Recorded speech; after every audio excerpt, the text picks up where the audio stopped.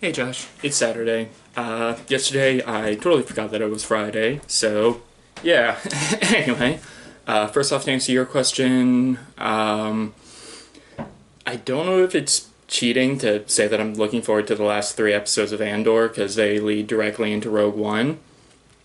If that is cheating, then I'm also very much looking forward to Maul Shadowlord because, in case you couldn't tell, I like Maul, and I like the Shadow Collective, judging by the fact that that is probably what I'm going to be playing for a little while in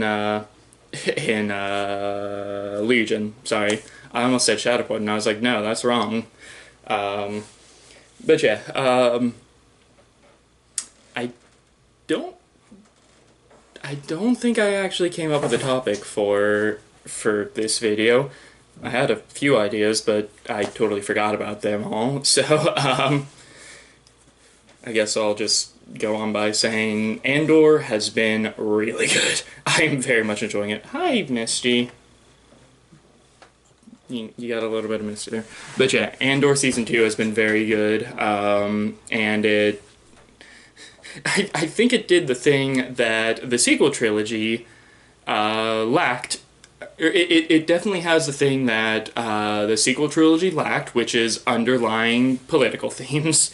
There really weren't that many. I mean, it's less underlining in Andor and more so in your face a lot of the time of like, here's political stuff. This is a big thing that's going on. But just I also just love how everyone's reactions to, or I shouldn't say everyone's reactions, but certain groups of people's reactions are just like, I think the best way to put it is, so far right they took a left. so, but yeah, so there's that. But yeah, the less so underlining political themes in Andor, which I mean are the same political themes that were present in the original trilogy, because it very much feels like the original trilogy. And even to an extent, the prequel trilogy. The prequel trilogy had a little bit of a different political view, and it was more so, again, how a democracy becomes a dictatorship, and how quickly that I shouldn't say quickly. How quickly it can turn in like such a short amount of time, and also just kind of how like the issues with giving leaders too much power.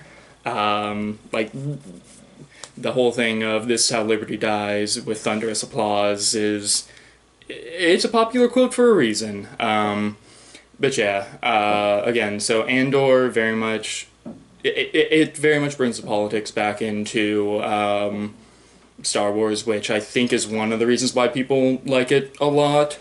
Because I mean, don't get me wrong, like the Mandoverse is also very good for the most part, but it also seems to lack the underlining political themes of like how things get to where they are. It's more so just the, for lack of a better term, just like the inadequacy of the New Republic, and how it kind of explains how it so easily got overthrown again by Empire 2 Electric Boogaloo.